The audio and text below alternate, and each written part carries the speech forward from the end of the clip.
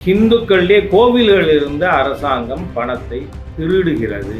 கிறிஸ்தவ தேவாலயங்களை அரசாங்கம் அபகரிக்கவில்லை, ஆக்கிரமிக்கவில்லை. ஆனால் 40,000த்திற்கும் மேற்பட்ட இந்து கோவில்களை அரசாங்கம் அபகரித்திருக்கிறது. திராவிட முன்னேற்ற கழகமே போதைப் பொருள் கடத்துபவர்களின் கட்சியா இருக்கு. நேற்றைய தினம் ஒரே குடும்பத்தை சேர்ந்த 1 வயசு குழந்தை உட்பட 3 பேர் கொல்லப்பட்டிருக்காங்க. வெக்கமா இல்ல? Stalin should have resigned. தமிழகம் அழிகிறத கண்டு கவலைப்படாத ஒரு தமிழகத்தின் எதிரிகள் நம் கையில இன்னைக்கு ஆட்சி இருக்கு. ஒரு மதசார்பற்ற அரசு என்றால் அனைத்து மதத்தினருக்கும் பொதுவானதாக இருக்க வேண்டும். தமிழகத்துல ஹிந்துக்களுக்கு விரோதமாக நடந்து கொள்வதற்கு பேர் செக்குலரிசம்ங்கிற ஒரு தவறான கான்செப்ட் இருக்கு. இப்போ IUML மாநாட்டுக்கு முதலமைச்சர் போறார். அந்த மாநாட்டில் அறிவிக்கிறார், உலைமாக்களுக்கெல்லாம் மாதம் 3000 ரூபாய் சம்பளம் கொடுப்போம்.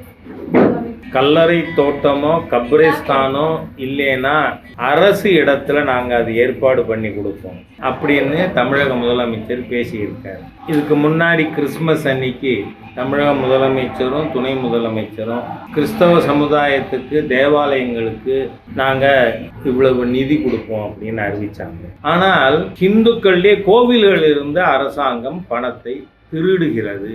நீங்க பாருங்க, மசூதிகள்லேருந்து அரசாங்கத்துக்கு ஏதாவது பணம் போகுதா? இல்லை மசூதிகளை அரசு நிர்வகிக்குதா? கிடையாது. அதே மாதிரி கிறிஸ்தவ தேவாலயங்களை அரசாங்கம் அபகரிக்கவில்லை, ஆக்கிரமிக்கவில்லை. ஆனால் 40,000த்திற்கும் மேற்பட்ட இந்து கோவில்களை அரசாங்கம் அபகரித்திருக்கிறது. அதனுடைய நிதியை சட்டவிரோதமாக பயன்படுத்துகிறது. நாம் ஏற்கனவே பார்த்தோம், பொள்ளாச்சி மாசாணியம்மன் கோவில் நிதி எடுத்து நீலகிரியில் ரிசார்ட் கட்டுறதுக்கு அரசாங்கம் திட்டம் கொண்டு வந்தது. நல்ல வேளையாக உயர்நீதிமன்றம் அதை தடுத்து நிறுத்தியது. இப்போ மதுரையில் அழகர் கோவிலுடைய நிதியை எடுத்து கட்டடங்கள் கட்டுறதுக்கு இந்த அரசாங்கம் முயற்சி செய்தது 40 கோடி ரூபாய். அதையும் நீதிமன்றம் இப்பொழுது நிறுத்தி இருக்கிறது. ஏன் அரசாங்கம் ஒரு உயர்கல்வித்துறையாக இருக்கட்டும் அல்லது மற்ற துறைகளாக இருக்கட்டும் அதனுடைய திட்டங்களுக்கு இந்து கோவில் பணத்தை எப்படி எடுக்கலாம்? அது எப்படி நியாயம்? அதுலேயும் சட்ட அறிவே இல்லாத ஒருவர் அறநிலைத்துறை மந்திரியா இருக்கிறது இன்னும் பெரிய ஆபத்தா இருக்கு. ஏன்னா அவர் சொல்றார், நான் செக்ஷன் 36 படி கல்லூரி கட்டுறேன்னு. முடியாது. செக்ஷன் 36 கல்லூரி கட்டலாம்னு அனுமதி கொடுத்திருக்கிறது எந்த கல்லூரிக்கு? மத வகுப்புகள் நடத்த. நீங்க தேவாரம் சொல்லி கொடுக்க, திருவாசகம் சொல்லி கொடுக்க, கோவில் பணத்திலிருந்து அதுக்கு ஸ்கூல் கட்டுங்க, கட்டலாம். ஆனா இன்னி வரை ஒரு ஸ்கூலாவது அப்படி கட்டியிருக்காங்க? ஆன்மீகத்துக்காக இந்து மக்கள் கோவிலில் நிதி செலுத்துறது எதுக்காக? அரசாங்கம் மதசார்பற்றதா இருக்கலாம், ஆனால் அறநிலையத்துறை சமயம் சார்ந்தது. அதுக்கு பேரே இந்து சமய அறநிலையத்துறை. நீ இந்து மதத்தினுடைய முன்னேற்றத்திற்கு அல்லாமல் இந்து கோவில் நிதியை எந்த பர்பஸுக்கும், அது ஹையர் எஜுகேஷன் மினிஸ்டர் பார்த்துக்க வேண்டிய வேலை. நீ அதுக்கு கோவில் பணத்தை எடுத்தால் கோவில் பணத்தை திருடுறதா அர்த்தம். நீங்கள் பாருங்கள், இந்த அரசாங்கம் தொடர்ந்து கோவில் பணத்தை திருடுதுங்கிறதுக்கு நான் இன்னொரு உதாரணம் சொல்கிறேன். பழனியில் முத்தமிழ் கடவுள் முருகன் மாநாடு நடத்தினாங்க. எதுலேருந்து நடத்தினாங்க? சேகர் பாபுவோட தோப்பனார் பணமா இல்லை முதலமைச்சரோட தகப்பனார் பணமா? கோவில் பணம். கோவில் பணத்தை எடுத்து நீங்கள் மாநாடு நடத்தியிருக்கீங்க, அதுக்கு கணக்கு கொடுத்தீங்களா? சரி, இது மத மாநாடே அல்ல, இது ஆன்மீக மாநாடு அல்ல அப்படின்னு அதில் நிறைவுரையில் பேசும்பொழுது ஹிந்து விரோதி, ஹிந்து மதத்தை நான் மலேரியா, டெங்கு, கொரோனா கிருமி மாதிரியா அழிப்பேன், ஒழிப்பேன்னு சொன்ன ஒரு ஹிந்து விரோதியை அங்கே கொண்டே வச்சு நீங்கள் வேலிடிக்ரி அட்ரஸுக்கு கூட்டிகிட்டு போகிறீங்க. இதெல்லாம் தமிழக அரசு ஹிந்து விரோத தீய அரசு. ஏன்னா நாம் பொன்முடிங்கிற நபரை இங்கே பார்த்தோம். பொன்முடி என்ன சொல்றாரு? சைவம்னா ஒரு கேவலமா, வைஷ்ணவன்னா கேவலமா பற்றி பேசினாரா? இந்த திராவிட முன்னேற்ற கழகம் மதசார்பற்ற கட்சியா இருக்குமானால் ஹிந்து விரோதிகள் இல்லைன்னா Ponmudi should have been dismissed from DMK. அதே மாதிரியே இங்கே நான் இப்போ கன்னியாகுமரி ஜில்லாவில் குலசேகரத்தில் இருக்கேன். இங்கே ஸ்தானுமாலயம் கோவிலில் சுசீந்திரத்தில் எவ்வளவு ஹிந்துக்களை எவ்வளவு இழிவா பேசினார் அந்த சேகர் பாபு. நீ சோத்தத்துங்கிறியா இல்லை வேறேன்னு இவ்வளவு கேவலமான ஹிந்து விரோத தீய சக்திகள் அடங்கி இருக்கின்ற இந்த திராவிட முன்னேற்ற கழக அரசாங்கத்தை வருகின்ற தேர்தலில் ஹிந்து உணர்வுள்ளவர்கள், ஹிந்து மத சின்னத்தை அணிபவர்கள், மனைவிக்கு தாலி கட்டினதில் நம்பிக்கை இருக்கிறவர் யாரும் இந்த தீய ஹிந்து விரோதிகளுக்கு ஓட்டு போட மாட்டாங்க, போடக்கூடாதுன்னே ஊடக நண்பர்கள் மூலமாக நான் கேட்டுக்கிறேன். ஏனென்றால் ஊழல் மிகுந்த ஒரு அரசாங்கம். இன்னைக்கு பாருங்க, திட்டமிட்ட ரீதியில் சமுதாயத்தில் இருக்கிற இன்டெலிஜென்சியா அறிவுஜீவிகளை எதிர்காலத்தில் கூட தமிழகத்தில் ஒரு அறிவுஜீவி இருக்கக்கூடாதுன்னு அவங்கள அழிக்கிற பணியில் ஸ்டாலின் அரசாங்கம் இறங்கி இருக்கு. நீங்கள் 21க்கு முன்னாடி பார்த்தால் the most narcotic infested state Punjab. இன்னைக்கு எது most narcotic infested state? Tamil Nadu. அவங்க எங்கே இந்த ஜாஃபர் சாதிக் 3000 கோடிக்கு திமுக நிர்வாகி தானே, அவன் தானே கடத்தினா போதைப்பொருள். அதே மாதிரி 100 கோடி ரூபாய்க்கு டிஎம்கேனுடைய ஒரு மாவட்ட அணி செயலாளர் இப்ராஹிம். திராவிட முன்னேற்ற கழகமே போதைப்பொருள் கடத்துபவர்களின் கட்சியாக இருக்குது.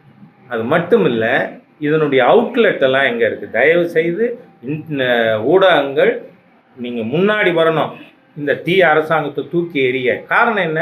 அடுத்த தலைமுறையை இந்த அரசாங்கம் அடித்து கொண்டு இருக்கிறது. இந்த சிந்தட்டிக் ட்ரக் இதுக்கெல்லாம் டிஸ்ட்ரிபியூஷன் அவுட்லெட் எது? சென்ட்ரல் ஸ்கூலுக்கு முன்னாடி, சிபிஎஸ்சி ஸ்கூலுக்கு முன்னாடி நம்ம கலெக்டர், நம்ம எஸ்பி, நம்ம மருத்துவர், நம்ம இன்ஜினியர், நம்ம ஆர்கிடெக்ட், இவங்க குழந்தைகள்லாம் படிக்கிற பள்ளிக்கூடத்துக்கு முன்னாடி நீங்கள் போதைப்பொருள் விட்டீங்களா? அதை போலீஸ் துறை மந்திரியாக இருந்துக்கிட்டு ஸ்டாலின் பார்த்துக்கிட்டு இருப்பாரா?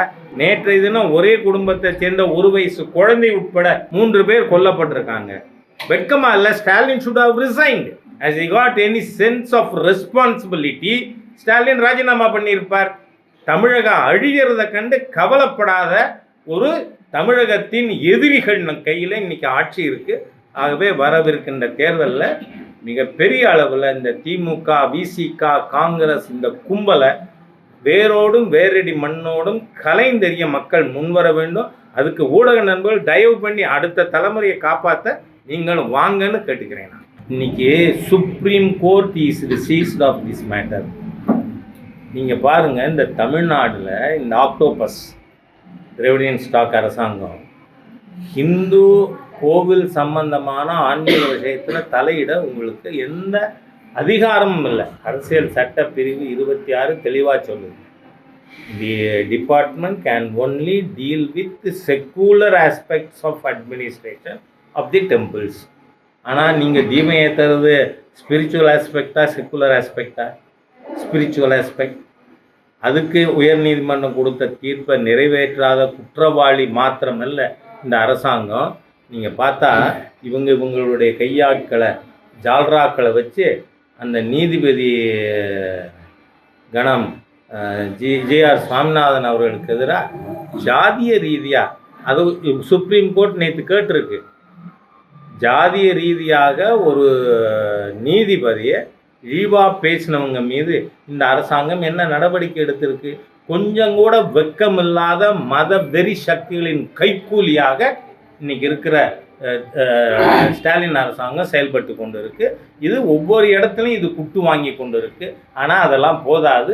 மக்கள் இந்த ஹிந்து விரோத, வெகுஜன விரோத தீய அரசாங்கத்தை தூக்கி எறியும். மகா சிவராத்திரியை முன்னிட்டு உலகம் முழுவதும் இந்தியா முழுவதும் பொது விடுமுறை இருக்கு. தமிழகத்தை பொறுத்தவரை இந்த தமிழகத்துல அதிக சிவன் கோயில்கள் இருக்கு. ஆனா இங்க பொது விடுமுறை இதுவரையும் கொடுக்கல. பல ஆண்டுகள் இந்துக்களின் சிவபக்தரன் கோரிக்கை புறக்கணிக்கப்பட்டு வருது. நான் என்ன சொல்றேன், இந்த அரசாங்கமே சொல்லுது நாங்கள் இருக்கிறது மைனாரிட்டிக்காக. அவங்க தெளிவாக இருக்காங்க, நாங்கள் இந்துக்களுக்காக இல்லை, நாங்கள் இந்து மத பண்டிகைகளை மதிக்க மாட்டோம், அதுக்கு நாங்கள் வாழ்த்து சொல்ல மாட்டோம் அப்படின்னா இழிவுபடுத்தாமல் இருப்பாங்களா? அதனால தான் சொல்கிறேன், இதுக்கு என்ன தீர்வு? நமக்கு நோயின் அறிகுறிகள் தெரியுது, ஆனால் அதுக்கு தீர்வு என்ன? லாட் ஸ்டாக் அண்ட் பேரல் இந்த திராவிடியன் ஸ்டாக் அரசாங்கம் தூக்கி எறியப்பட வேண்டும். இல்லைன்னா இந்துக்கள் தமிழ்நாட்டில் வாழ முடியாத சூழ்நிலை ஏற்பட்டுரும். ஒரு தீர்ப்பு கொடுத்ததுக்காக ஒரு ஜட்ஜுக்கு எதிராக அப்படிலாம் பேசுவீங்களா? புஸ்தகம் போடுவீங்களா? என்ன நடக்கிறது?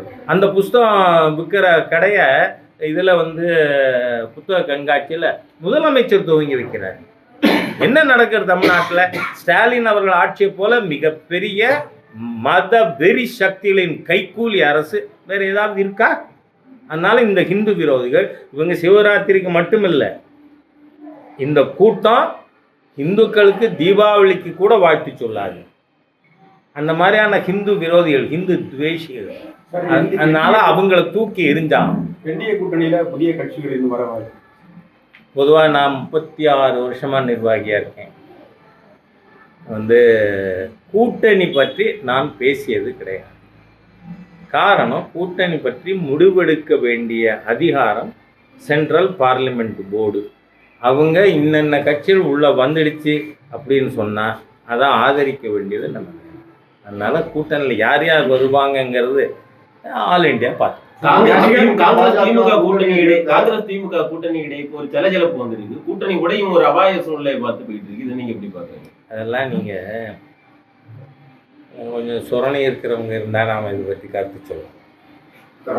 என்ன நீங்க அதில் இருக்கிறவங்க எனக்கு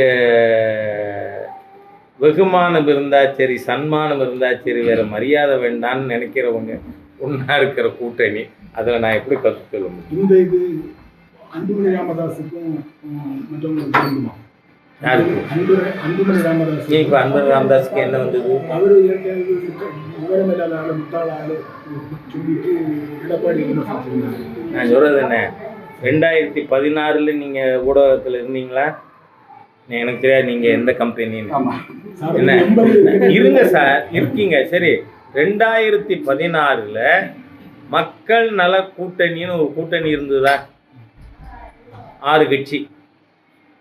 அந்த 6 கட்சியும் சேர்ந்தே 6% ஓட்டு வாங்கல என்ன. ஆனால் அப்போ அவர்கள் திராவிட முன்னேற்ற கழகத்தை, காங்கிரஸை என்னவெல்லாம் பேசினார்கள், அதெல்லாம் இப்போ பொருந்துமா? கேட்கலாமா? அதனால் அதை கேட்டால் இதை கேட்கலாம். அதனால் அதை கேட்கல, இதை கேட்க வேண்டாம். நடிகர் விஜய் அவர்கள் வந்து கட்சியை ஆரம்பிச்சிருக்காங்க, தமிழக வெற்றி கழகம். அவங்க வந்து ஆட்சிக்கு வந்தால் தமிழகம் நொறுங்கி போகணும்னு தொடர்ந்து விமர்சனம் பண்ணிட்டு இருக்காங்க. இப்போ இது நான் சொல்லாத கருத்து நீங்கள் சொல்லியிருக்கீங்க, இருந்தாலும் சொல்லேன். நான் திரு விஜய் அவர்கள் ஆக்டிவாக இருக்காரா பாலிடிக்ஸில்? நாம் இப்போ அதை பற்றி பேசணும். He himself is not active. Karur சம்பவத்துக்கு பிறகு விஜய் அவர்கள், அவருடைய கட்சியோ அவரோ அரசியல் களத்தில் துடிப்போடு தீவிரமாக இறங்கி இருக்காங்க அப்படின்னு சொல்ல முடியுமா? முடியலைங்கிறதுனால நாம் அதை பற்றி விவாதிக்க. உங்கள் கட்சியினுடைய மூத்த தலைவர் தமிழிசை அவர்கள் தொடர்ந்து அவங்கள கூட்டணி வரணும், விஜய் அவர்கள் வரணும்னு நான் சொல்லிட்டேன். நான் பேச மாட்டேன் கூட்டணிகள் குறித்து. இல்லை I have been there since 1991 as office bearer. மாவட்ட தலைவர், அதுக்கு மேற்பட்ட பொறுப்பில் 36 வருஷமாக இருக்கிறவன், கட்சியின் விதி தெரிந்தவன். அதனால கூட்டணி பற்றி நான் எந்த வார்த்தையும் பேசுகிறேன். ஒரு விஷயம், சினிமாவில் நான் யாரையும் கம்பேர் பண்ணிக்க விரும்பலை. நான் தாமரை டிவிங்கிற என்னுடைய யூடியூப் சேனலுக்காக ப்ரொடியூஸ் பண்ண மூவி கந்தன்மலை. ஓகே, அதனால் சில பேர் ஊடகத்தில் கூட இதுக்கு ஏன் சினிமா தியேட்டரில் அனுமதி கொடுக்கலன்னு கேட்கவே இல்லையே.